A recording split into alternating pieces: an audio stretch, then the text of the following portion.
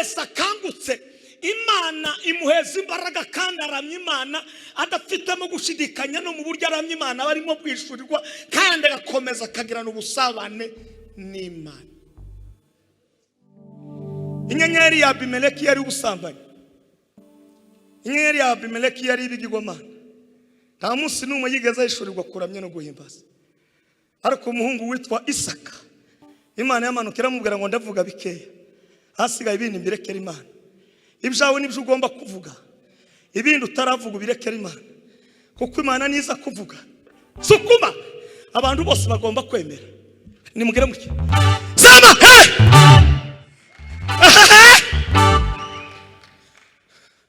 tucurangisha banzureke.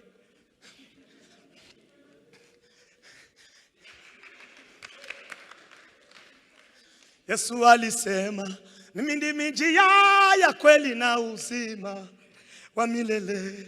Yesu alisema mimi ndimi njia ya kweli na uzima wa milele.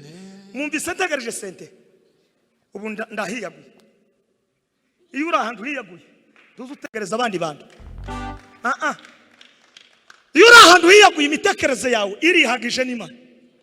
Tuzurinda ngo abantu busure kuko Imana yagushize hageze gute ahiyaguye.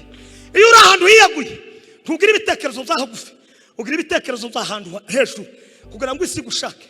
Isi ntizagushaka kuko uri gikwere cyangwa se uri inzobe cyangwa warize Icyongereza, hari abagifite n'ubu cyabapfanye. Ariko Imana irashaka abantu bamenye iriba ryitwa Rehoboth. Uwiteka yadushize ahiyaguye. Reka nkubwire nutanabyumva nje ndituyeho. Masabe duhaguruke.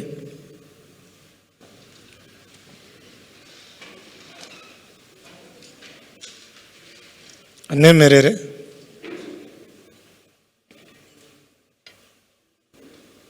umubyeyi wacu Bishop adusengere kubw'ijambo.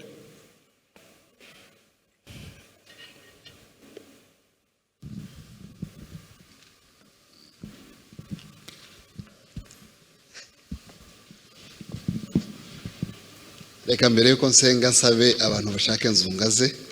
Twari twavuganye mbwira ko yageze hano nka saa 12. So niba atazabishobora mushaka uzajya uboneka, ko ni byiza gukoresha umuntu mu mpano ye, sivyo? Ntabwo nateguye kubivuga ariko nyine ko twari twavuganye reka mbivuge. Mana turagushima, uduhaye amahirwe menshi yo kukumva muri uyu mugoroba. Duhagaze hano, abandi bicaye imbere ya screen zabo, zaba ari telefone, zaba ari televisere, zaba ari computers n'ubundi buryo bwose bushoboka. Ibi bihe biduhaye byo kugira ngo twumve.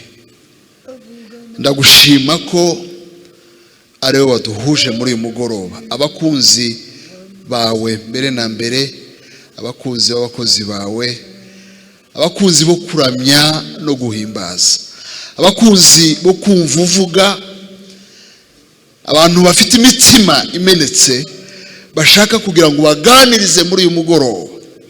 Mana ntibibe kumva kuramya gusa, ntibibe kumva indirimbo gusa, ntibibe gufashwa gusa, ahubwo dufate kandi ubuzima bwacu buhindurwe n'icyigisho cy'uyu mugoroba, kandi bunyoterwe gusabana nawe, tukumve uvuga. Ndagusaba mwami ngo uyu mugoroba tutigeze tubona mu mwuka, kandi hakorwe ibimenyetso n'ibitangaza, na nyuma y'ijambo mwami ugira ibindi bintu byiza bikomeye uhindura mu buzima bwacu.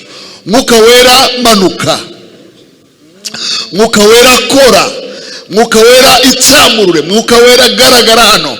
Reka ijwi ryawe ryumvikane, reka databuja imbaraga z'umwuka zicecekeshe ibintu byose bihagarara, n'imbaraga zindi zose zihagarara zirwanya kumva ijambo ryawe.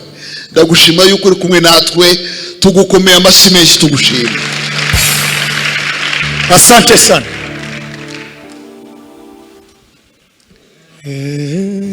Ibyishimo mfite nakesha maraso ya Yesu y'agaciro yavuye mu rubavu rwe, ibyishimo mfite y'agaciro, ibyishimo mfite ntabwo muyizi y'agaciro,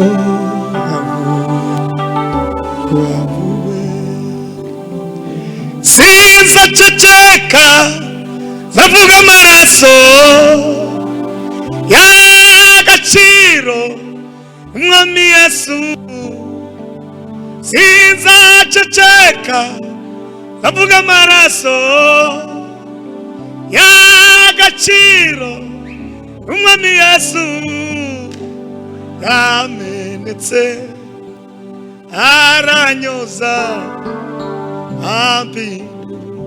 mwana w'Imana ihoraho, yamenetse aranyoza mwana w'Imana ihoraho, yamenetse aranyoza we ampindura mwana w'Imana ihoraho, yamenetse aranyoza ampindura mwana w'Imana ihoraho. Niyo mpamvu ndirimba, niyo mpamvu nyarata ayo maraso y'umwami Yesu. Ndashima cyane cyane Yesu wanje wanitangiye, ndashima cyane cyane Yesu wanje wanitangiye.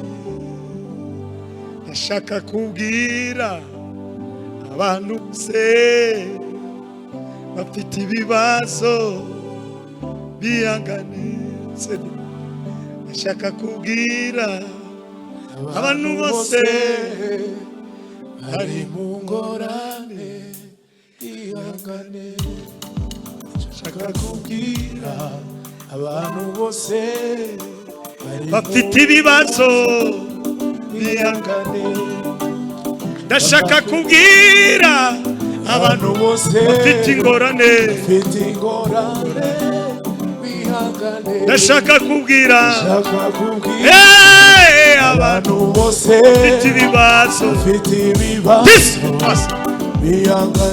ndashaka kubwira we abantu bose bafite ingorane bahumure, ndashaka kubwira uyu mugoroba bafite ibibazo we bahumure, ndashaka kubwira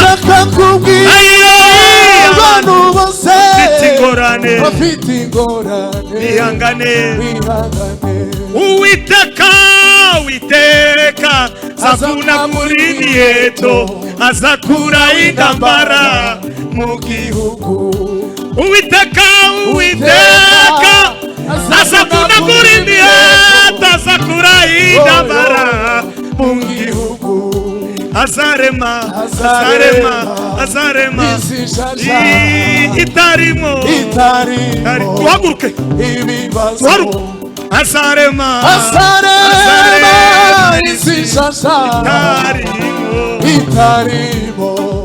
ibibazo, azarema isishasha itarimo ibibazo, azarema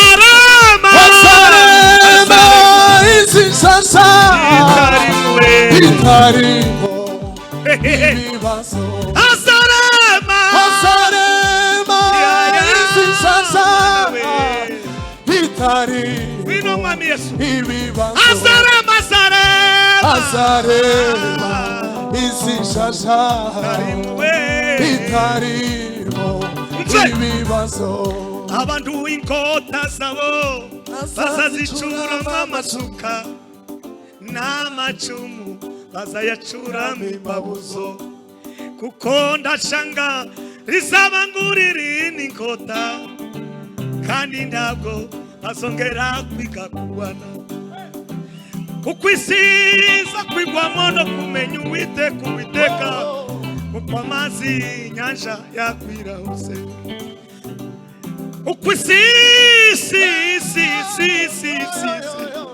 kuko inyanja yakwiye hose kuko isi iza kwigwamo no kumenya Uwiteka kuko amazi inyanja yakwiye hose abantu inkota zabo bazazicuramo amasuka n'amacumu bazayacuramo impabuzo kuko nashanga rizaba nguriri n'inkota kandi ntabwo bazongera kwiga kurwana kuko isi iza kwigwa kuko amazi azarema izishasha itarimo ibibazo azarema izishasha itarimo ibibazo azarema izishasha itarimo ibibazo salama kwa Yesu salama kwa Yesu ni salama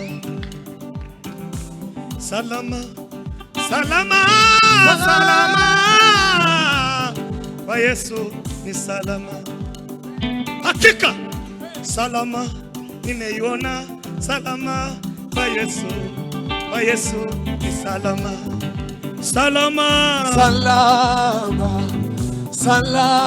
hey! Kwa Yesu ni salama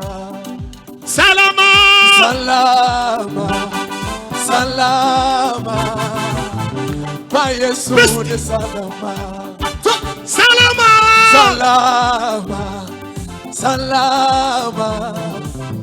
kwa Yesu ni salama. Tegera, nimepata amani tele katika yeye anipa amani, hata matatizo yakinizuru nitakaa kwa salama. Nimepata amani tele katika huyo Yesu, hata shida zikuje sitaogopa, niko salama.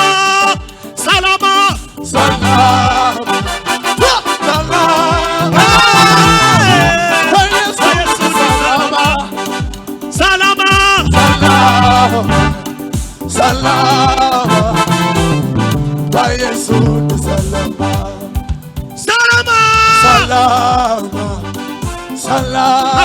Makofi, amash. Kwa Yesu ni salama.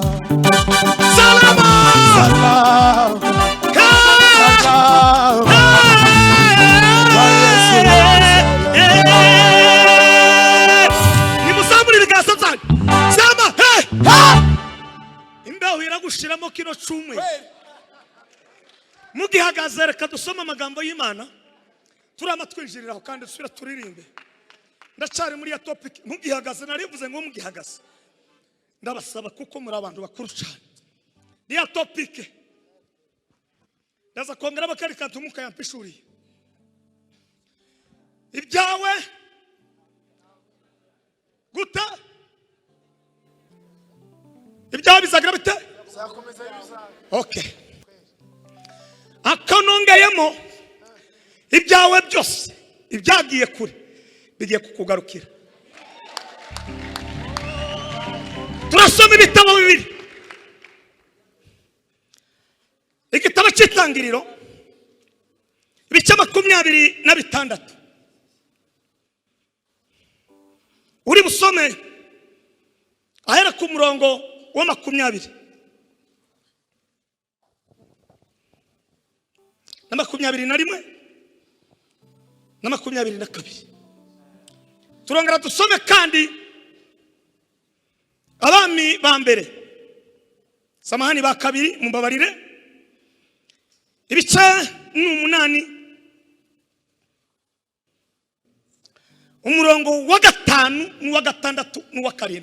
Umuntu uzi gusoma neza ikinyarwanda nasoma umuriro w'Imana uratse.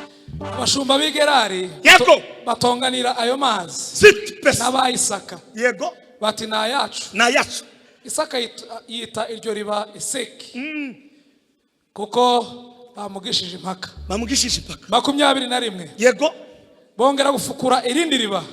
Naryo baritonganiraho. Yego aryita Sitina. Amen. Shuka 22. Avayo afukuza irindi riba. Ryo ntibaritonganira. Yego aryita Rehoboth. Aravuga ati noneho Uwiteka dushize ahagutse, natwe tuzororokera muri iki gihugu. Amen. Amen. Tugenda bana Yesu Kristo. Abami bakanga bakabiri ibice 8, 5, 6 kugeza kuri 7.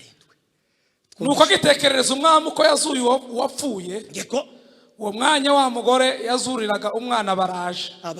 Atakambira umwami kubw'urugo rwe n'igikingi cye. Yego Gehazi ahera ko aravuga ati Nyagasani mwana, nguyu wa mugore n'umwana we Elisa yazuye. Amen. Amen.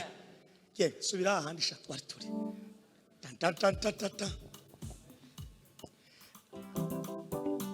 Amashi mwabantu b'Imana.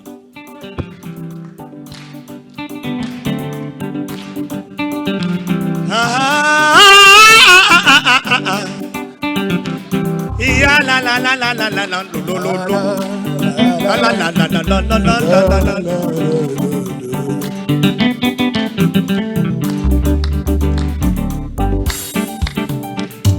Salama salama kwa Yesu ni salama. Salama salama kwa Yesu salama. Salama baba, mimi Matayo nimeiona, ukanipa mke mzuri, ukanishangaza, ukanipa watoto 7 bila kutoa hela, ukanishangaza, ukaniweka mchungaji wako ni salama. Ishara umeifanya Rwanda yote, tunatembea salama. Fosikwea nayo imejenga jenga salama. Fosikwea nayo imejenga jenga. Yesu ni salama. Salama salama salama kwa Yesu ni salama. Salama salama salama kwa Yesu ni salama. Salama salama Mystification de salama kwa Yesu ni salama. Salama salama salama kwa Yesu ni salama. Sikia, nimetembea duniani pote, nikaona mashariki, magharibi, kusini, kaskazini. Baba, sikupata salama pasipo wewe. Nimefika mahospitalini pote, hata waganga wanapotunza, ikiwashinda wanasema Mungu tu, Mungu tu, kwako ni salama. Salama salama salama kwa Yesu ni salama. Salama salama salama kwa Yesu ni salama. Nimwichare mukomere Imana amashimeshe twinjire mu ijambo.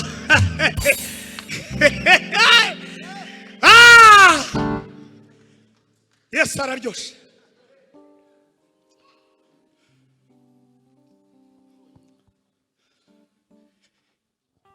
icyako ni icyako, byawe ni ibyawe. Kandi nubwo biri kure, ngibyo biraje. Igitabo cy'Itangiriro, amagambo dusomye ndavugamo amagambo ane Mwuka yampaye. Imana ishobora. Ijambo rya mbere ni umugabo witwa Isaka. Imbaraga za Isaka ni se Ibrahimu. Isaka birasobanurwa ngo ni Imana yironkera. Ndagutangarije uyu munsi hari ibyo utari kubona muri iyi minsi, ariko Imana igiye kugweza ayandi marongo utarubizi. Ibrahimu birasobanurwa ngo ni Imana y'amasezerano. Ndagutangarije umuntu umaze iminsi utarumva icyo Imana ivuga, iri ni isezerano, ibyawe n'ibyawe. Kandi ubwo ni ubuhanuzi, ubufate wabyumva utabyumva. Ijuru n'amatayo turi fix kandi turemezanyije n'ijambo ryayo kuko ari ukuri. Imana ya Yakobo ni Imana isohoza amasezerano. Hagati ya Ibrahimu na Isaka na Yakobo ngiye kuvugamo aya magambo y'uyu mugabo witwa Isaka, amagambo ane akomeye Umwuka yampaye. Ijambo rya mbere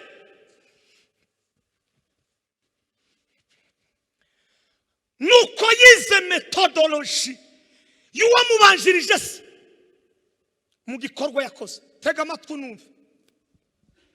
Bibiliya irambwira ngo Ibrahimu amaze gusinzira, Itangiriro ibice 15 n'umurongo wa 12 no kumanuka ku 13, ngo yasinzire ku gicaniro kandi Imana yamuhaye order, iramubwira ngo tugasinzire. Umwanditsi w'Abayefeso yaravuze ngo yawe usinziriye we kanguka, Kristo abone uko kumurikira. Ndashaka kuvuga iki? Iyo umuntu wese akangutse, Imana imuheza imbaraga kandi aramya Imana adafitemo gushidikanya, no mu buryo aramya Imana barimo bwishurirwa kandi agakomeza akagirana ubusabane n'Imana. Ibrahimu arasinzira. Mu ngaruka zo gusinzira kwiwe, Bibiliya ijambo ry'Imana rirambwira ngo arakomeza ngo ahitazana problem kuri generation yose y'Abanyesiraheli. Konsekansi irinjira. Iyo usinziriye ubuzanye ikintu cyitwa kaga. Konsekansi. Isiraheli itigenda mu bunyage. Mu byo uzirinda byose mu buzima bwawe, uzirinde gusinzira. Kuko nusinzira ibyawe ntibizaba ibyawe 100%. Kubera iki wasinziriye? Niyo yavuze uzabasekuruza w'amahanga uzagusabira umugisha, nzaguha umugisha, kandi uzakurwanya nje Imana nzava mu ijuru ngwane. Iramubwira ngo ntugasinzire. Ndagutangarije uyu mugoroba mu kintu wirinde. Usinzire ibitotsi bisanzwe, ariko ntugasinzire ku muhamagaro wawe. Yewe usinziriye weke kanguka, yewe usinziriye weke kanguka, kanguke ukanguke, Kristo akumurikire. Ngo arangize ahungira igulari.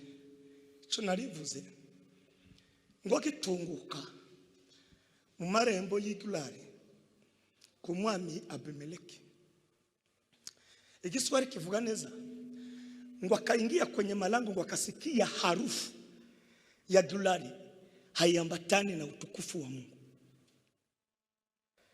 Abantu baranyima, abantu bahimbaza Imana, haraho bagera bakumva network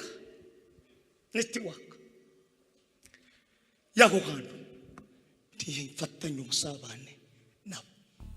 Icyo gihe wageze ugomba gusubira mu gikorwa cyo kugira ngo Imana uyizane iguhishurire ibintu.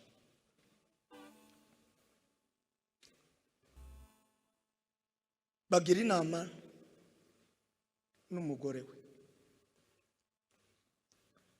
aravuga ati uva igisaha ubaye sister, naje mbaye kaka yako.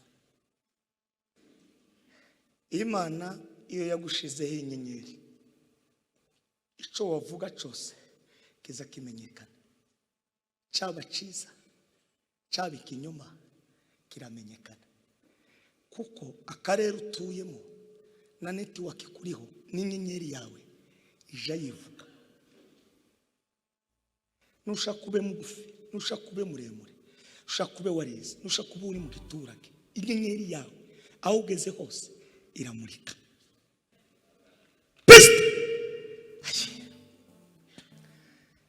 Ikirere cya Aburahamu, ikirere nicyo abantu bikora gihita kiba contraire. Ibrahimu aravuga ngo ahantu si ahantu nakomeza kuvugira amakuru yose. Reka nkubwire, ntuzazugera ahantu ntukazovugira amakuru yose. Hari amakuru wovuga, hari n'ayandi ugira reserve. Sukuma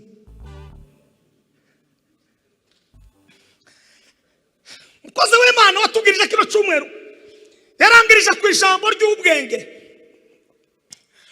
Iyo ufite ubwenge hari abantu bazi gutegura imishinga, yarabivuze. Akaza yagera ahantu ku bantu bananiwe gutekereza no gukora imishinga, akamapakurura ibintu byose, ni murebe ejo nimo gutekereza, ni murebe ejo nimo gutekereza. Ibrahimu aravuga ngo ndavuga bikeye ibindi mbibike, ariko kuko Imana inyenyeri yiwe yamurikaga.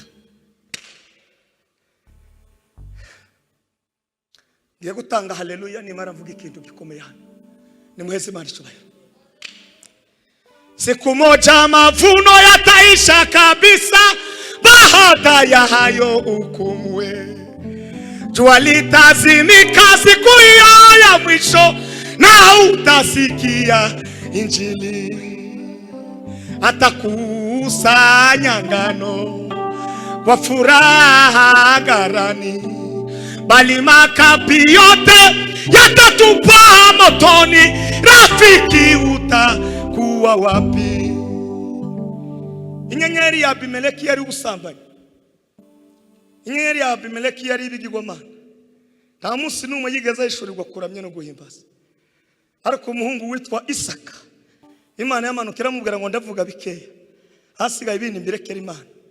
Ibyawe nibyo ugomba kuvuga, ibindi utaravuga ubirekera Imana, kuko Imana niza kuvuga. Sukuma abantu bose bagomba kwemera. Nimugire muke sema mahubiri na nyimbo za wokovu wa Mungu zitakapo nyamaza huko, umuriro we uliyelikataa neno zuri la Mungu utaka wapi milele? Sara arazamuka nguwo hehe kwa Abimeleki. Ibrahimu nawe asigaranye ijambo yavuze. Mu yandi magambo ibindi birekera Imana. Reka nkubwire, uzakora ibyo uzakora, ibikunaniye birekera Imana. Kora kuri mugenzi wawe mubwire ngo hari ibyo ushoboye, hari ibyo udashoboye. Atakusanya ngano kwa furaha ghalani, bali makapi yote yatatupwa motoni. Rafiki utakuwa wapi? Munemerere ndange haleluya, ni muhezi Imana ico. Haleluya! Pasa lolo metata. Ilipokuwa saa za alfajiri, saa 9 za usiku, mzee mwenyewe akashuka. Ijimanuka mu rukerera kandi yitonze. Imana ndizigenda ugende speed. Mungu anatembea pole pole. Tutembee pole pole, si kwa haraka wala si kwa kukimbia. Tembea pole pole pole, ja ja ja ja ja. Tutembee tu, tembee pole.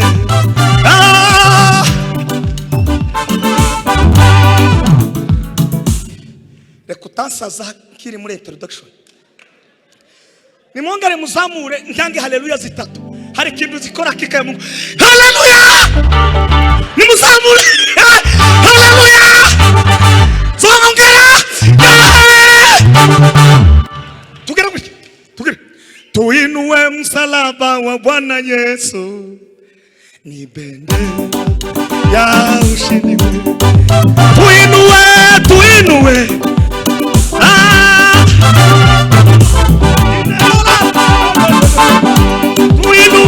Tuinue msalaba wa Yesu.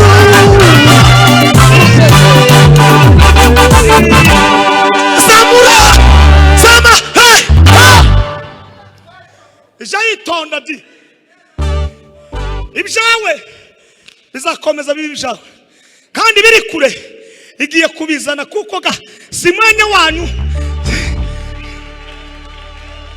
Si abanyarwanda bonanirwa, si abakongomani bonanirwa, si abongereza bonanirwa, lakini mzee anatembea ka pole pole.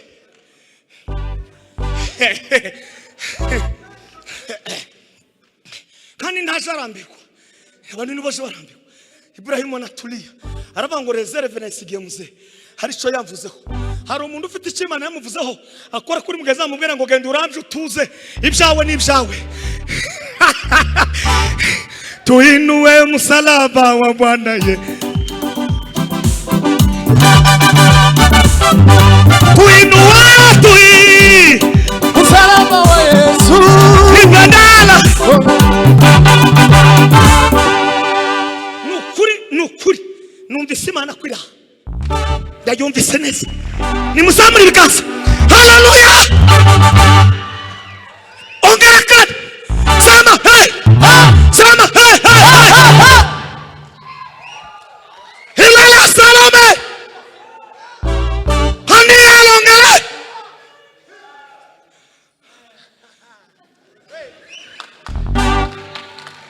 Aywe. Nimugera muke. Gwino gwino gwino mwami, gwino gwino gwino mwami we, gwino gwino gwino tima yachikire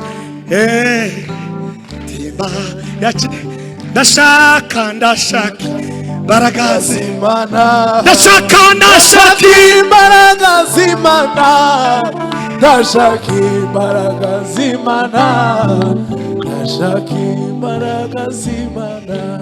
Timwataramye ibitaramo by'abagabo bake. Iyo n'indirimbo abantu bagaze batarama.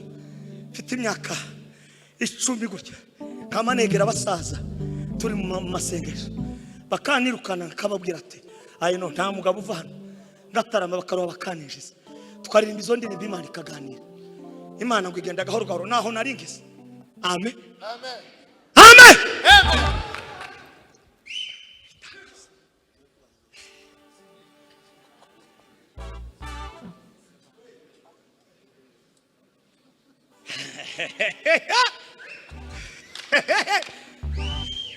Nk'umuntu utazunezerwa mu rusengero hakuramo ni wawe uzanezerwa.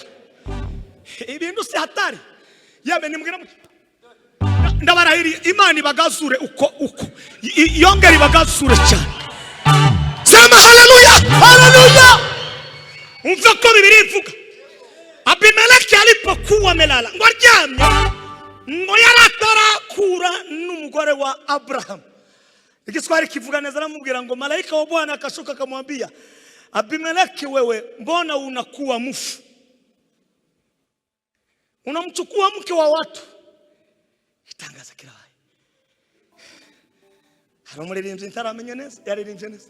Nanyuzwe n'umwima wanje. Ibihumbi hari ndi jambo nshaka kuvuga usibye rigushima. Ongera sha. Ndanyuzwe mu mutima ndirimbo hari ndi jambo nshaka kuvuga usibye rigushima. Indirimbo ndayitangira haleluya imwe ndakurahiriye igara ku maduka ari mu mujyi w'u Rwanda rwose. Hakika ya Mungu igara mu maduka ari mu Rwanda rwose nuko nzumvise. Ni muhezi Imana cyubahiro. Haleluya. Haleluya. Ubaye indumbi Abimeleki we, uyu ni umugore w'abandi kandi ni umuhanuzi. Reka ngubwire twese turi ibikara ariko siko dusa muri methodology y'ijuru. Twese turi muri calendar y'ijuru ariko twese buri muntu agira umurongo we ijuru rimuganirizamo. Nubwo Abimeleki yari yakiriye Abrahamu ageze igurari amenya kuko ari umuntu nk'abandi. Reka ngubwire uko ugenda siko bandi bagenda, nuko wavugana n'Imana muri aya masaha siko bandi bavugana n'Imana. Hari abari kaoshi, hari n'abandi n'ahandi barimo bakora ibyo Uwiteka adashima, ariko uri umunyamahirwe ibyawe byose ayiwe data we iramanutse ndayumvise Imana izimanuka mu mutima wanje kumva ndanezerewe sinibuke kuko ndigikara kagira ngo naje ndi advance pata mu nzobe nukuri kose ko mwijuru ayi reka tange haleluya ndanezerewe haleluya you la cité que penser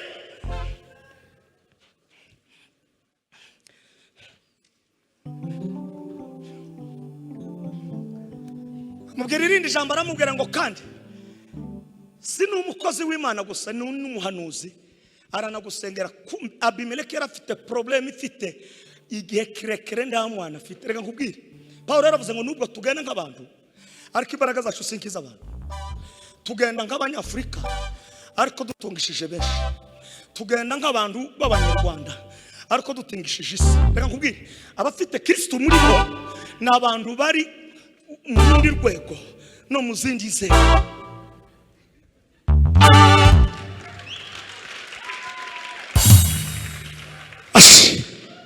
Yanezerewe turuzi uko musetse umuntu wese wari ufite ikibazo n'igikemuke. Ndagushima Mana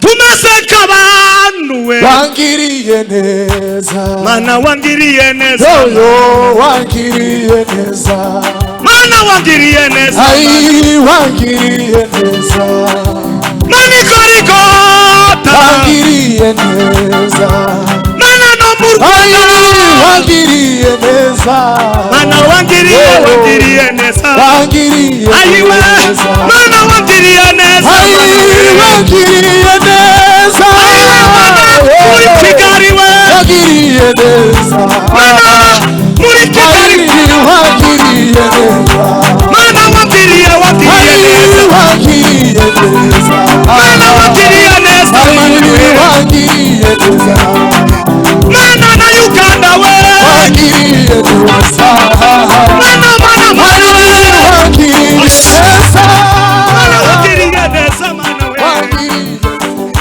Mana wangiriye neza, Mana we wangiriye neza, Mana wangiriye neza, Mana we wangiriye neza, Mana wangiriye neza, Mana we wangiriye Mana wangiriye neza, Mana we wangiriye neza.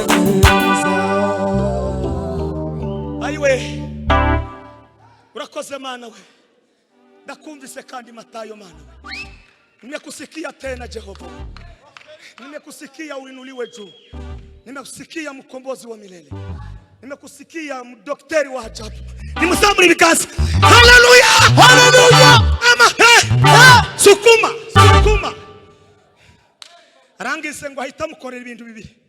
Icyambere aramubwira ngo uhaweho kuragirira amasho yawe naho gutura, ibyawe bizakomeza bibe ibyawe. Rimwe na rimwe sakaho takiri kumwe n'ubwo bwawe, maze abanyabwonko n'abatize bagatera ijoro, ariko abafite Kristo walio na Yesu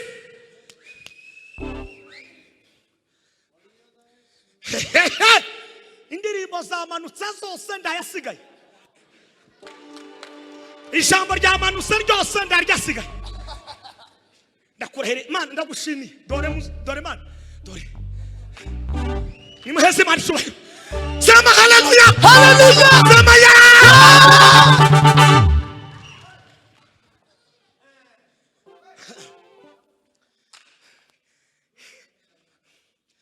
Imana niyizi kosora ibyo yemeye kubikubaho. Abantu bo bikosora ariko bakagiraho basiga. Nubwo yarahunze ubwoko bwabo baje mu bunyage, ajigulari ahura n'igitaramo cy'ibibazo, Imana irongera kosora ibwira Abimeleki, uyu si mwene gawanyu, ni umuntu mwene juru, genda gusengera. Ndabahanuriye ubunyine ufite ikibazo nigikemuke, utarabyara nabyare, udafite akazi nakabone.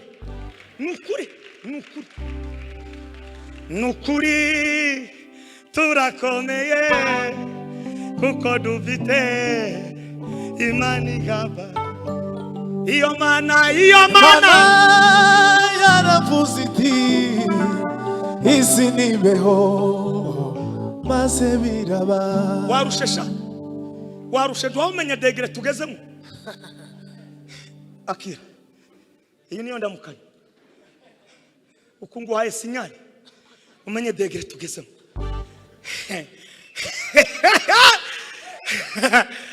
Ni muhese mari cyubahiro. Haleluya, haleluya. Imirabiraza igira ikidwara kuko nubatse kwibuye rikomeza imfuruka. Imirabiraza igira ikidwara kuko nubatse kwibuye rikomeza imfuruka. Ibibazo biraza bigahita bigenda kuko nubatse kwibuye rikomeza imfuruka. Imirabiraza igira ikintwara kuko nubatse kwibuye rikomeza imfuruka. Ibibazo biraza bigahita bigenda kuko nubatse kwibuye rikomeza imfuruka. Ibibazo ndibizareka kuza kandi nibigaragazo ndibizareka kuza. Theogene yaravuze ngo ibigaragazo si karande kandi si numurage twaraganye kugira ngo bikokame. Nakuletea tangazo ibyawe n'ibyawe kandi n'ibyari kure biraje kandi uri bubizane. Ntabwo mwagiranye nawe inama n'uwakuremye mu shusho ye. Ugenda utuze uhumurike uramye Imana uhimbaze utuze.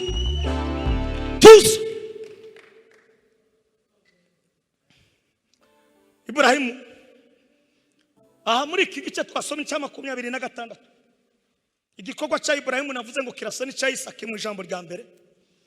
Nusoma kuri 25 ukamaruka 30 kagera no ku 8 hari irindi riba mu Giswahili cyavuze ngo riba inaitwa Shiba.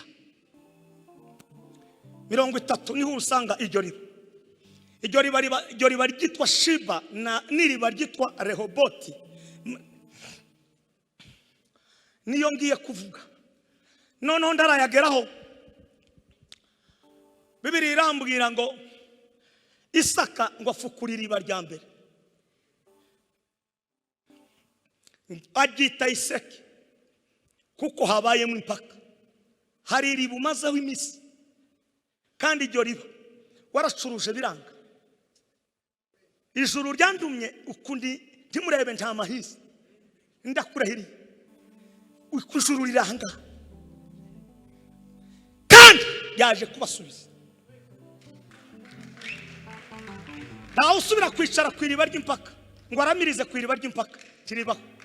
Iyo umaze kumenya Kristo ntuzuja mu mpaka uzura kabanyempaka bagakomeza mu gitaramo cy'impaka warangiza ukabasigira urubuga. Naho wajanye n'ijuru kuko iyo basize wabasigaye mu mpaka wo kajana urubuga rw'igisubizo. Bagira umugishugumanye nabo ariko iyo uhagurutse Eseki sobanurwa ngo kuko bamugirishije impaka. Isaka kuko yari muri level yo hejuru aravuga ngo abo batipe bari muri level yo hasi reka mbasige. Aragenda afukura irindiri aryitwa ngo ni Sitina. Sobanurwa ngo n'urwango. Aravuga ngo sindi umugabo wo guhagarara mu rwango. Biragasinda. Timworamye Imana mukiwa mu rwango. Uyu nguyu. Oya nimuhinduke. Baravuze ngo nimuhinduke rwose kugira ngo mugire umutima musha. Mumenye iby'umwami Imana ashima kandi akunda. Umuriro w'Imana. Ngo arongera afukura irindi riba aryita Rehoboti. Noneho ngo ndihaba n'ikibazo. Arisobanura ngo Uwiteka noneho hadushize hageze gute ahiyaguye. Itangazo niringiri iki cyumweru ibyawe n'ibyawe uraramiriza ahiyaguye uririmbire ahiyaguye. Ntabwo mwabyumvise. Tucurangisha banzureke.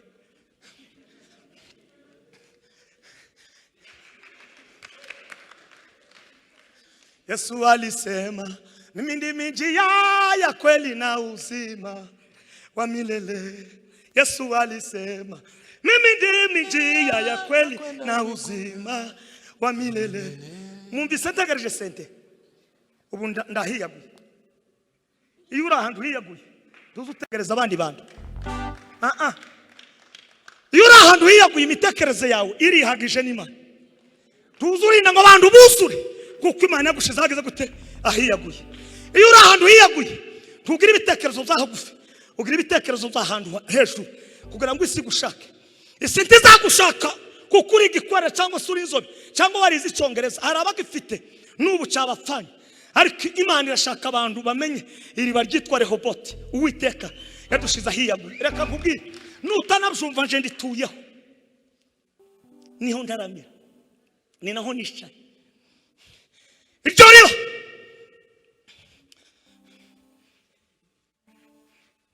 umugabo witwa Samuel yigeze gutarama igitaramo nawe ngo ashingiwe aryitwa ngo ni Ebenezeri, avuga ngo noneho Uwiteka dushize ahiyaguye. Ndabatangarije ndanabahanuriye, nimukorera ahiyaguye, nimuramiriza ahiyaguye, nimusengera ahiyaguye, nimutwarire imodoka ahiyaguye, mugire ibitekerezo byagutse, nimuzamure ibiganza. Data we uraho sha,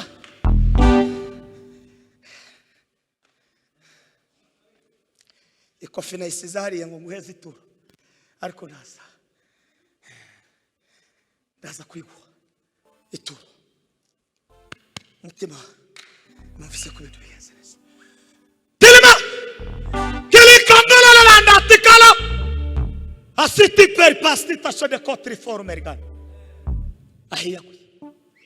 Ngo arakomeza ngo amaze gufungura iryo gusoma Bibiliya ngo arangize ngo abone kuko ndangorane ngo ahita yimuka ngo ashibelsheba ngo ageze Bersheba ngo ahantu hatari ibibazo ngo afukura iriba rya rindi nabite ngo Shiba. Shiba bisobanurwa ngo ni mu mahoro.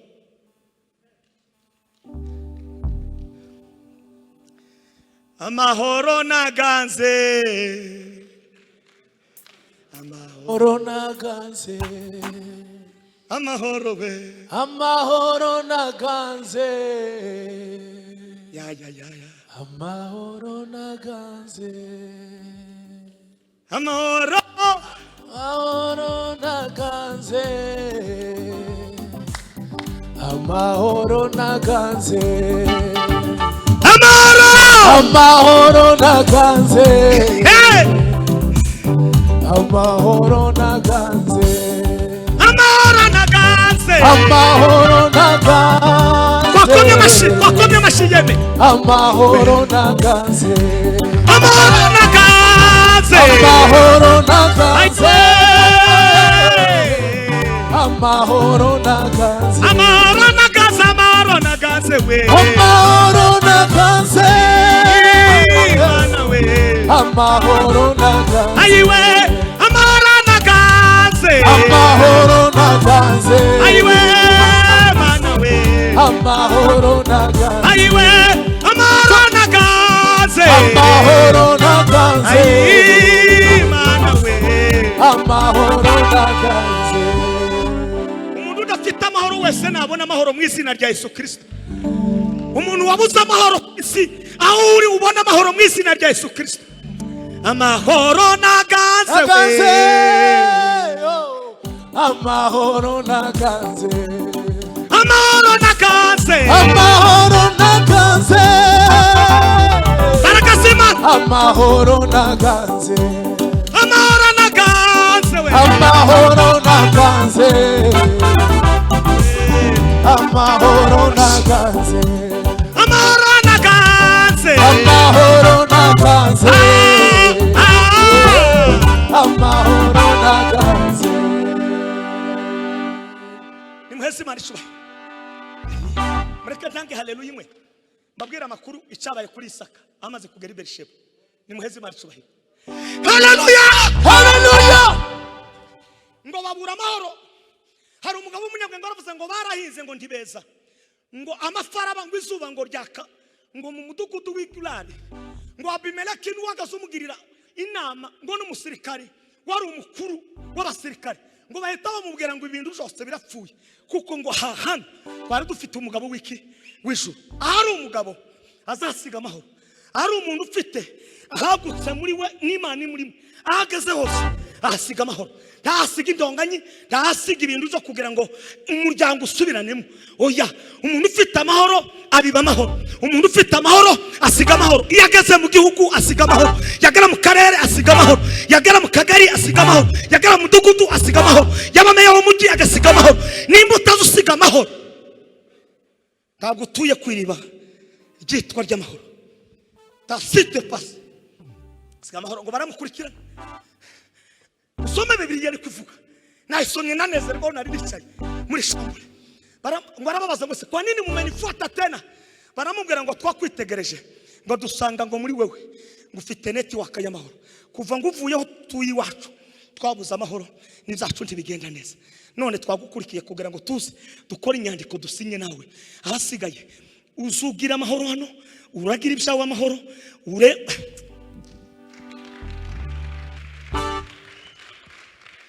Imana ibaha amahoro.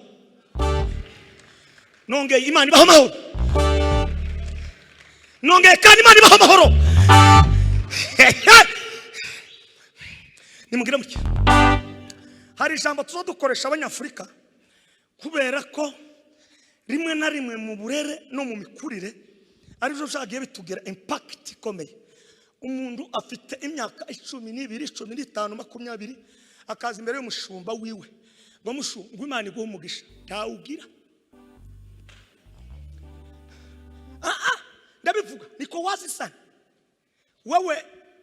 Imana nimara kukugira neza twagusengeye bagusengeye nawe usengera uzozuvuga ngo mushu mwarakoze fini mushu Imana iguhe umugisha revera kado Imana iguhe umugisha. Wowe urafite wowe tibara nagusigira n'amavuta y'ubudiakoni ntayugira. Turagira no yo kuba secretary w'ikanisa icongeyeho igitangaza kiraba. Turi na president wa korali ngo bisho ngo Imana iguhe umugisha. Wewe umva igice kabiri, imbaraga zo gukurikira Isaka zikomoka kuri jambo Imana yavuze kuri nde, kuri Ibrahimu. Nukuvuga ngo ni igisekuruza. Iyo twageze ku iriba ry'amahoro cyangwa se Rehoboti cyangwa se Shiba, tuba turi abantu batanga umugisha. 2020 tutanga umugisha, 2023 tutanga umugisha, 2024 tutanga umugisha, haba mu ijoro dutanga umugisha, aho tugeze hose dutanga iki? Umugisha. Kora kuri mugenzi wawe mubwire ngo uri umunyamugisha kuko resource yawe n'abanyamugisha. Hari umuntu wanumva akomera Imana amashi menshi cyane.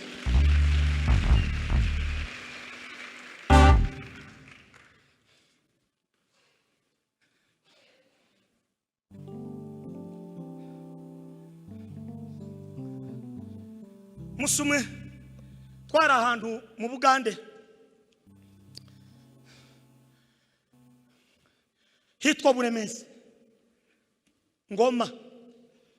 Turi kumwe n'umugabo w'Imana witwa Bishop Ruhumuza, tukabana n'umuvuga butumwa pasiteri niwe mwarimu wanje yitwa Jonathan Kabiyo Basizana, niwe twari twatumiye nk'umuvuga butumwa. Reka nkubwire ukungana kose aho uzagera hose reka nkubwire nubwo utamenya n'ururimi rwaho urwo uzavuga rwose umugisha uzinjira.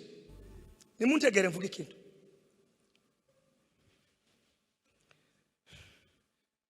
Turaririmba nise tucurangisha seguye amaboko yawe Yesu singitinya nisunzu umukizu komeye. Turaririmba tupatse umuriro. Pastor Jonathan Kabiye arabwiriza ngo arangize kubwiriza, arabwiriza hariho abanyankore hakaba n'abagande baravuga ngo banange olumi l'Onyarwanda lulunginyo ebigambo omusajja wa Katonda yayogede tubitegede byona. Uzuwo musi abamotari umuntu yabatwara moto abadayimoni bamurimo bakamba bavuza induru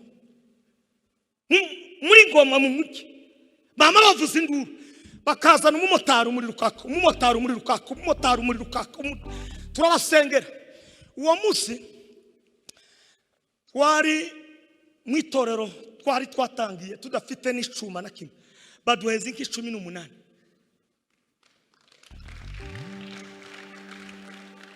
Inka 18. Uza wumva inka ntuza amakuru n'amahame y'inka, ntiwapfa kubona inka gusa. 18. Uwo munsi dushorera 15, twama dushika dufungura ikanisa. Abanyamugisha aho bageze, ushobora kuba udafite n'inkweto, ariko ibikurimo bikazuminga.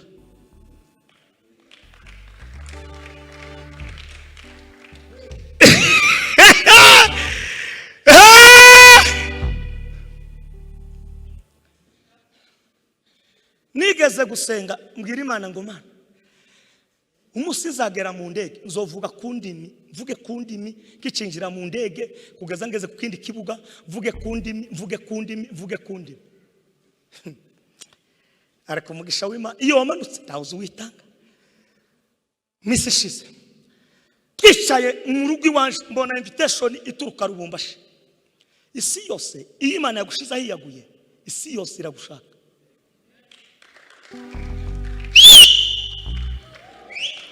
Iragushaka.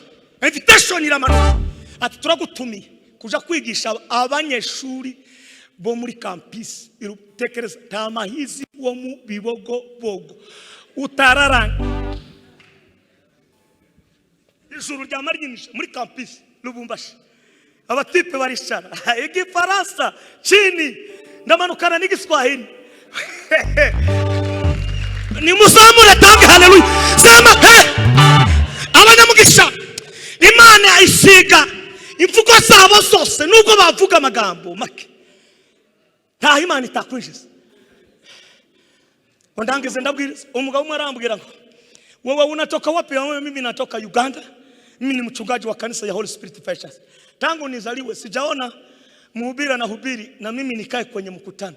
Sasa nitakaa na wewe kuanza hii Monday mpaka Jumapili, nzicara nawe kuwa mbere kugeza ku Cyumweru. Ijuru riramwemeza riciye muri abanyamugisha. Nimwimenya muzaramya Imana kuko umutuye ni kwiriba yitwa ngo ni Shiba na Rehobote. Bisomana ngo Uwiteka yadusize ahiyaguye, ahitari indege. Ndijira neza muri migration, ndatambuka bamadushorera arashorera. Wari wabona umuhungu mu Bibogo nibizavuga ntimuwazigamwe je wazi je wigaze kuzitira uruzitiro rw'idolari 10 amezi 3. Uruzitiro inkoko ndibona hica. Amina. Amina. Oh amina, usifiwe Jehova. Ay amina. Amina. Amina.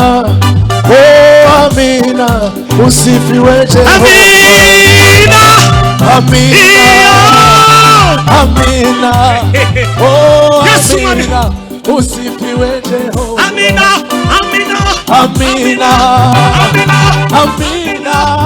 Oh amina, usifiwe Jehova. Amina. Amina. Amina.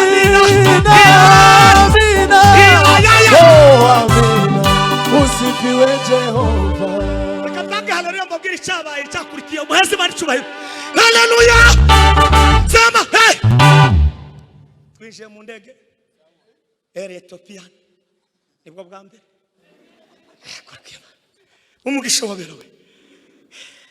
Abakire barinjira, natwe abakire bijuru turinjira.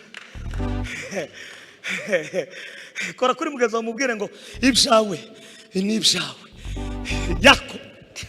Ajiwe! Haleluya! Turamanuka tugana mu kiraro turiye saa 9 za nimugora, twaba tumanuka na Elizabeth. Niho bwa mbere nijira muri Ethiopia. Umusore wagahonja uyu nyine uhayibona. Ndamanuka neza na Ethiopia, mbona ba Ethiopia batwereka ukuntu tugenda. Ndavuga tumuri uratse kandi ntuza amakuru ya 6 y'indege, uzuyumva gusa. Imana iza yagupasiriza. Ni muhazi Imana icubahiro. Sema twaracose no kugenda n'amamodoka. twigeze kugenda n'igare n'uyu mugabo rinkubita hasi igare n'ubu ngiri kovu hanga man dore amina amina Amina, usifiwe Jehova. amina Amina, amina, oh amina, usifiwe Jehova. amina ya Amina,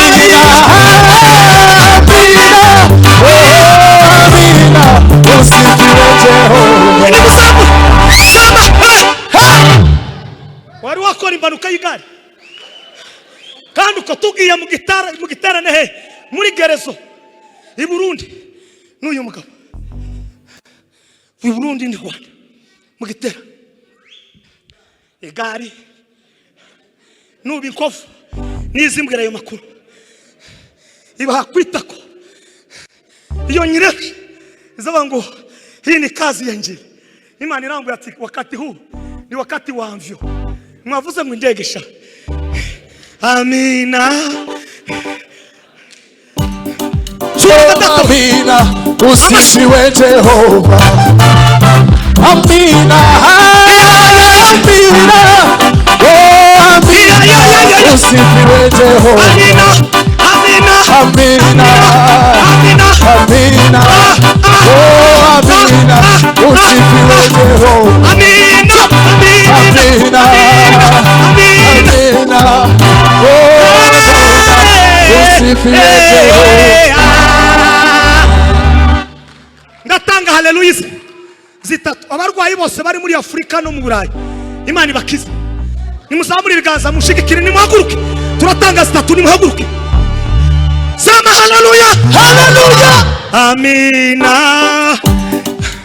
Amina, oh amina, twende amina amina, amina, oh amina, usifiwe Jehova. amina Amina, amina, oh amina, usifiwe Jehova. amina Amina, amina, oh amina, usifiwe Jehova.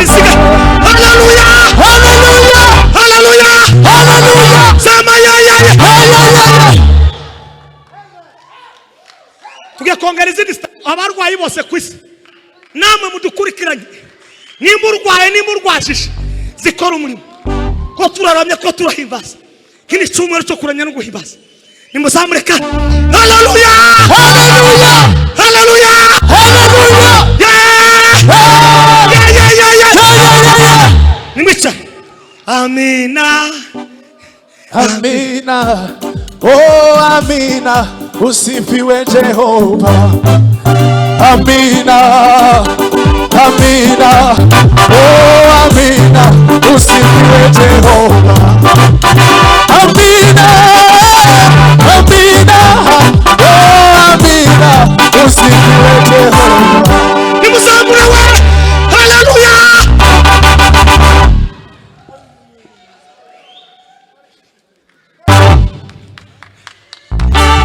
amina Amina, oh amina, usifiwe Jehova. Amina, amina, oh amina, usifiwe Jehova. Amina, amina, amina, usifiwe Jehova. ninde wagendeye ku igare muri mwese ari mu ivugabutumwa Jean Revrakata naho Imana kiraducisha muri kose kugira ngo idushize kuri Rehobote ahiyaguye no kuri Sheba amariba yabiri akora Imana ndageze amanutse Ethiopia cyanejeje nta kindi kintu ciza ko kuva ku kibuga umugore wawe wakoye umunani akaza kukwakira ku kibuga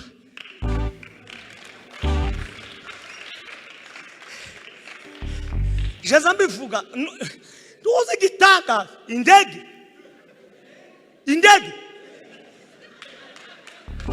amina amina Amina, usifiwe Jehova. Amina, amina. Amina, amina, amina, usifiwe Jehova. Amina, Amina, amina, amina, usifiwe Jehova. kuvuga umunsi sindasubira kugenda n'imodoka mu ivuga butumwa n'indege. Revera Kado twarakubitise ugeze kuri iyo ndebe uratujije basigaye bakwita abagabo bose bari muri abo barisansiye abadogiteri barangiza ngo reve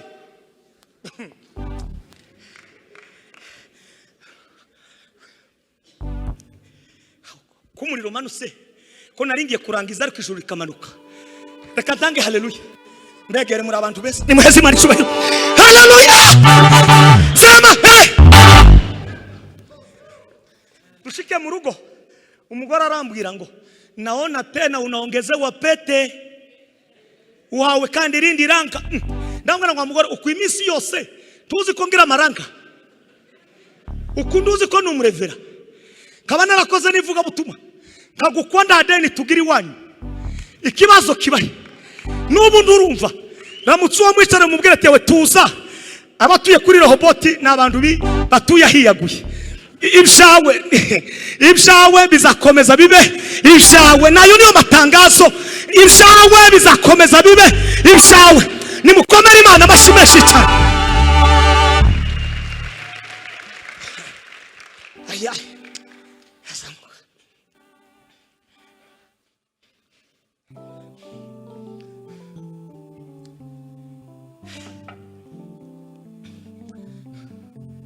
aha nibi byashe nimuheze imana icubahiro. Mumbabarire dutange haleluya zibiri kandi izo haleluya zibiri tuzerekeze ku bana bose b'ishuri. Nimuhaguruke. Amina, amina, Oh, amina, waturaramya usifiwe Jehova. amina kwa watoto wetu.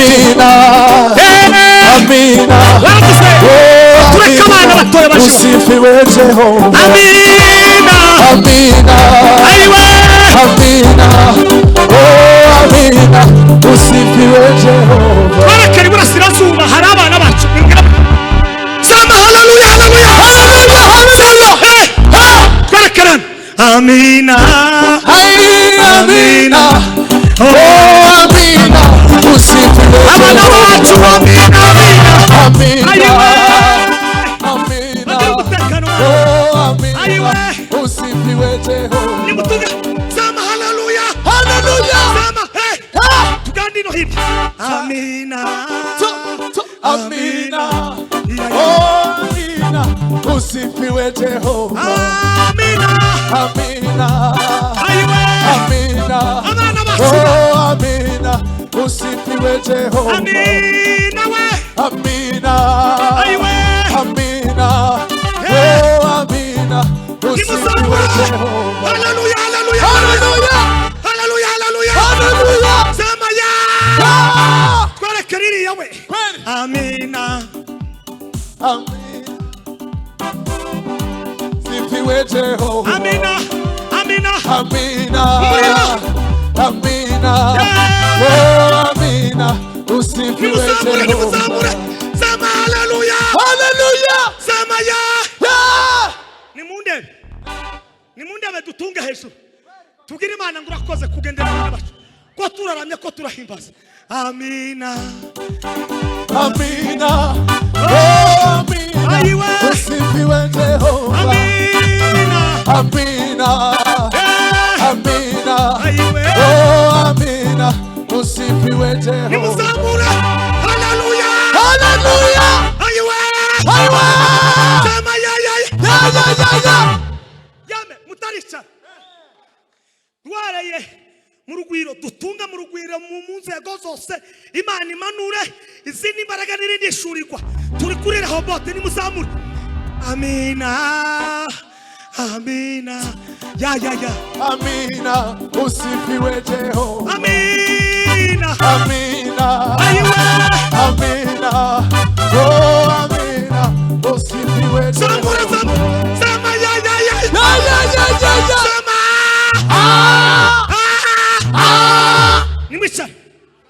mwicara mwe nk'abaturumuka ayalanga agaciro k'igisubizo cyawe ku ijambo rya gatatu ni ukumenya agaciro k'umuntu. Umuntu tumurebera muri faze zitatu: munda ataravuka, aha kabiri yavutse, aha gatatu ni mu bikorwa, aha yakora. Munda ushobora no kumuramba ngo se uyu mugore ukomeza gucira imbere y'abantu, nawe wayo uvuga gutyo ejo bundi azakubera manager. We ni umuntu amaze kuvuka, kiza kikubwira mu rwego rwose uwo muntu yabakoreramo ntazasurwa gusa n'abamuzi bene wabo mu maraso yo hafi, azasurwa n'abantu bamutazi. Umve makuru, umuhungu wanje yitwa Samuel, ni uri mu gusirimba kanje, habe no kuri status yanje arahari, ari mu gusirimba, kandi yarambwiye ngo iwe azakora ibintu bibiri, ngo aziga arangize, ariko narangiza azaba umupastori. Ndambita musengera, ndamubwira tukundana gusengeye, kandi n'uyu munsi wa none ndaguhahira. Mubaza icyo agomba kurya, ikindi akunda amata, nanje ndayakunda. Umuntu udakunda amata tugomba kugusengera uyu mugoroba, ntabwo uri wenyine. Amina, amina, amina, amina, Amina, oh amina, usifiwe Jehova. Abana banje bose barindwi, nta mwana ndaririmbira indirimbo ngo kubera apeti yo kurya. Bose isombe rije barajyatse, amata yaza bakayatsa, ibishimbo barakubitagura, kandi buri mwana yicirana pulaye. Ariko twigeze kugera i Burundi ku mugabo umwe, nyirakuru arafata biranga, nyirasenga arafata biranga, umukozi arafata aranga, nyina arafata aranga. Ndavuga ngo kwa Matayo abo basingiriza imeza areba ukuntu bigenda. Umugisha waje kubatuye Rehobote, habe n'abana uzubakurikira. Hari umuntu wanumva hano, hari umuntu wanumva ko muranumva turi kumwe, no komeza cyangwa ndangiriza hano, ni muzamura ibiganza rero, sema haleluya, haleluya, pema igarongo barobana. Reka duturitse ibintu, duturitse ibintu biri mu maduka, duturitse ibintu biri muri za mariage babategura.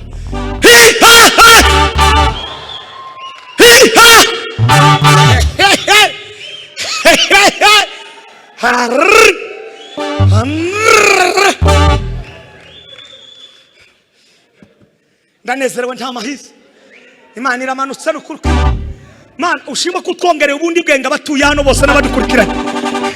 Ariko yeme ukundi muzamura ibiganza kuri ubwenga Imana itwongere kandi. Haleluya!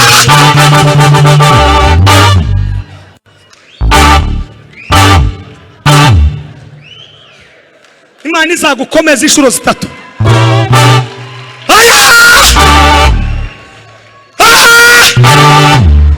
Ariko twavugije induru. Nimwongerekane. Kakibazo pustikot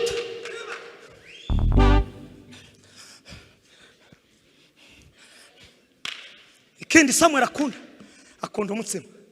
Muri ibyo yaravuze ngo murye umutsima ubatera imbaraga, mumwe no ku mazi y'ubugingo. Umutsima ni ijambo ry'Imana, biriya bindi nibidufasha mu bijanye n'iki n'umubiri. Samuel akicara azaryoga nkamwitegereza, kandi ku ishuri azatahana amanota mu bambere abasha. None narangiza agasubira muri pasi, kibuka ukuntu nigize ishuri nigiyeho primaire ntitwagiraga gardienne ntayo, nasari ntayo, tubimenye yina aha ku kibero ndangiza ayi nakimana itagize mana we. Ariko kiwo kwireba mu ndorerwa mu bunyine iba ngugira uti ishire mu ndorerwa muri abukundu ubuzima waciyemo, subira muri pasi. Nimukomere Imana amashyi yakoze bikomeye cyane. Twasomye amagambo y'Imana mu gitabo cy'abami, umugabo witwa Elisa wakoze ibitaramo n'ibitangaza byinshi. Abahanga babiri muri 14. Elisa yitwa ko ari umuhanuzi w'urukundo, akitwa ko ari umuhanuzi w'ihumure, akitwa ko ari umuhanuzi w'ubutabazi. Yakurikiye Eliya 20 kugira ngo asingire ibyo agomba gusingira. 20 amukurikiye. Nawe wazanga gusa utaramara n'amezi 3 ngo bagusengera ubudiyakoni. Itonde n'uwo muvuduko. Ibishimana ndibiza bipfa kuza gusa. Urashara umuririmbyi, uracaririmba soprano ndurayitunganya neza, utangiye kurwana ngo ndi bazagweza microphone ngo uririmbe. Itonde ubanza utozwe neza. Turarangiza no gufunga akaguru utangira kuvuga ngo bakwambike itonde. Babanza baguha amafunzo neza, ibintu bice mu buryo.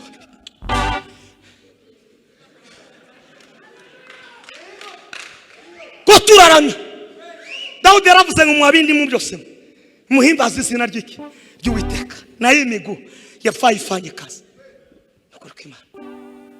Nurangize yarafite ibindi bintu bigara ku nkingi zigara kuri 7.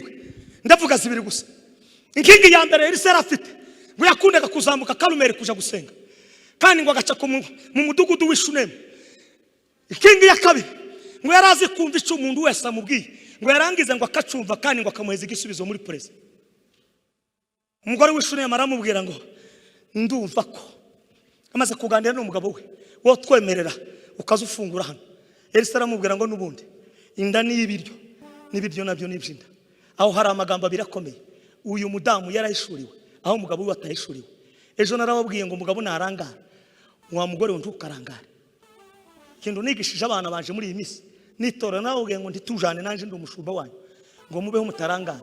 Umuntu wese udafite akazi agenda atangire no kugenda agenda arangura imyumbati ayikate, narangiza agende ku modoka. Emihogo hari abantu bakunda imihogo, inyumbati. Hari abantu bagira apeti inyumbati, ariko nuranga uzaba umukene kandi Imana yaragushize ku isi. Nunanirwa gukurikirana gahunda y'imyumbati ugende ku bintu bijanye n'amandazi na za capati. Hari abantu bafite apeti za capati, uteke n'ibishimbo. Nurangiza uvuge ngo capati ebijanjaro, capati ebijanjaro, kandi ubivuga muri soprano, ubivuga no muri alt, ubivuga no muri bass. Nimuheze Imana icubahiro, nimuzamure ibiganza ko turaramya Imana, nimuzamure ibiganza byanyu. Umve, umuntu wavukiye mu kiraro kami nkandi yo kumva ibingibi, ariko umuntu wakubiswe n'ubuzima ibi yarabyumva. Kuko impamvu tuba mu rusengero twiga ijambo ry'Imana rikaduha ubwenge, rikatwigisha gukora no kwaguka.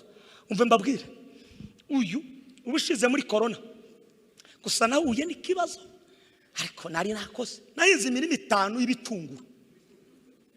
5 y'ibitunguru birera.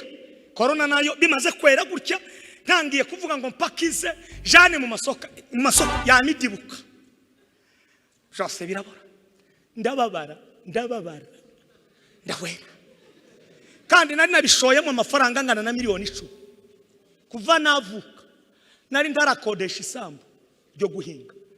Aho navukiye Murenge hari amasambu wohinga ni inyuma se ni imbere ni hirya ni ibumoso aruzuye. Ariko kubera kugera mu mujyi, reka nkubwire, nutigira mu ijambo ry'Imana umujyi, town, this is the town.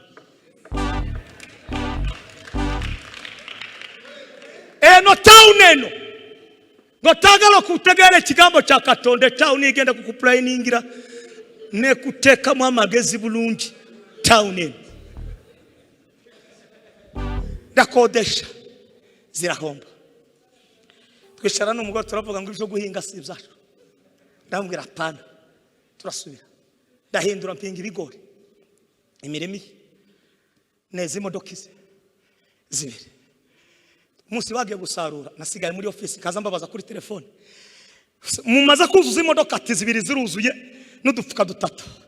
Ndavuga ngo ndagushima Mana wangiri ntimucike intege. Iriba rimwe byogira ikibazo, irindi rikagira ikibazo, irindi rikagira ikibazo.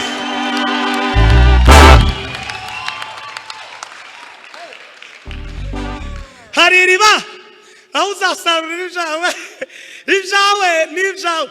Iri riba rishobora kutagira imvura, kandi ukarigira ibibazo, ariko iriba Rehoboti n'iriba ryitwa Shiba, iryo ni iryawe, harimo ibisubizo byawe.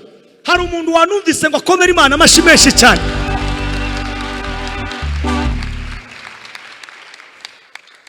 Talagalaga niki kiza kinezeza hakika ya Mungu izasipe pastite la koti talaba namanuka ejo bundi kandi namampinga imirima 7 n'igice ibigori n'ibishimbo ndiyirohamo ndangiza iyo season. Izuba rirava rirava rirakubita kuramo akamodoka kamwe kamapina ngahe 3. Mbwira umugore ati iri riba naryo titugire kibazo. Uracari ya Mana ivuga bikaba, uracari ya Mana tegeka bigakomera, uracari ya Mana ivuga Mana we, uracari ya Mana tegeka bigakomera. none nabwiye umugore uyu mwaka turahinga Kabembe ubunyobwa, vuye ku bigori, vuye ku bitunguru, bindiye system. Aha ni hanga uzahindurira handi. Nukora ukiyiriza bikanga ukabona biranze, uzagenda umushumba gusengera. Nubona ucuruje inyanya biranze, hindura ubunyobwa. Nubona ucuruje imyenda biranze, jamu nkweto. Ubu ni ubunyobwa. Kera twarahinze, nasigiye umugore duhinga iki? Ubunyobwa. Kandi ubunyobwa nimba hari ikintu gifite isoko ni ubunyobwa. Uracari ya Mana ivuga bikaba, uracari ya Mana amashyi bigakomera, uracari ya Mana ivuga bikaba, uracari ya Mana tegeka bigakomera. Mani imbaraga zawe zirakomeye, zirakomeye, Mana we, zirakomeye, mani imbaraga zawe zirakomeye, zirakomeye, zirakomeye, mani imbaraga zawe zirakomeye, zirakomeye, zirakomeye, mani imbaraga zawe zirakomeye, zirakomeye, zirakomeye, mani imbaraga zawe zirakomeye, zirakomeye, mani imbaraga zawe zawe zirakomeye, zirakomeye, zirakomeye, mani imbaraga zawe zawe zirakomeye, zirakomeye, zirakomeye, mani imbaraga zawe zirakomeye, zirakomeye, zirakomeye.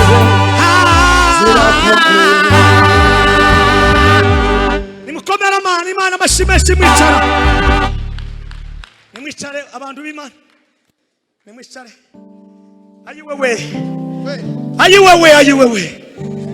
Ayiwewe twarabatuwe rwose n'umwami wacu Yesu, ijambo rye rizima, umusaraba bisititatera abana nakati tunabomoa Mana we, twanywereye amazi meza, amazi y'ubugingo, kumusaraba turu iriba we, iriba muri aba badamu, muri aba bagabo, abadukurikiranye bose muri Amerika, muri Australia, iriba ry'ijambo we ryahiye Rehoboti we, kumusaraba abakobwa baraha, iriba rya Rehoboti riri mu maboko y'Imana, rimari ositi pale anongerita sita, amazi meza, amazi y'ubugingo. ndangereje kuri iri jambo Elisa vakanse yose wayigirira ku mudamu w'ishuri ngo akorerwe ibikorwa byo gufungura ibyo kurya ibyo yari yateguriwe byose. Tugeze mu gihe cy'iteza mbere iwacu aho twavukiye ntibagaza babaza umuntu ngo kurumva worya iki, bagaza bategura gusa. Ndabeshe wowe wavukiye mu mujyi uje utanga amaturo, igiturage ni cyiza ariko umwanya umwe kiza gituma umuntu atamenya ibintu byinshi. Ariko muri iki kinyejana bakakubaza tubwire kurumva worya iki, si ibintu bya hafi. Elisa amaze kurya Imana igendana n'abandi kumwa twakiriye hano abamaze kurangiza natwe tuje n'abandi bazaza. Abakristo bari hano badukurikiranye mwese, uyu ni umugisha. Murava mu bwiza mwinjira mu bundi, murava mu bitangaza mwinjira mu bindi bitangaza. Dore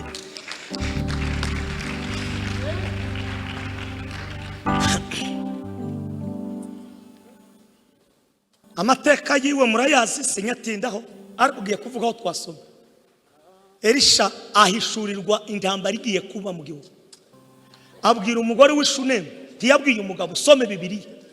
Akaongea na mwanamke aramubwira ngo umva amakuru ubu hunga. Intambara y'inzara abaye hungira mu Bafilisitiya, kandi Abafilisitiya n'abanzi. Reka nkubwire Imana yavuze hari aho wohungira aho bandi bita kuko hari umwanzi ukahaba amahoro kandi ukaba nta kibazo hafite. Aragenda ngo amari imyaka 7 ari mu Bafilisitiya, ngo agarutse asanga ibyiwe ntabwo yo gupfa kubyinjiramo gusa, ariko ibshi bikomeza kubibshi. Ngo hasanga Gehazi yabwira umwami amakuru y'uwo mugore w'Umushunemu. Ukuze ni ukuvuganira, ariko ibikorwa byawe bizakuvuganira kuruta uko abantu bavuga. Ndangije muri aya magambo Bibiliya yambwiye neza, iranemeza irananezeza ngo uwo mugore ngo ahita adibuka, ngo akimanuka Gehazi ahita abwira umwami ngo uyu ni wa mugore nakubwiraga, igikingi cye n'imirima ye n'amatungo ye jose nibishe. Ngo arangiza aramubaza ngo se nibyawe? Mama akamwambia ni kweli, hii ni mali yangu, ibyawe bizakomeza bibi byawe. Nimwakira ijambo ry'Imana.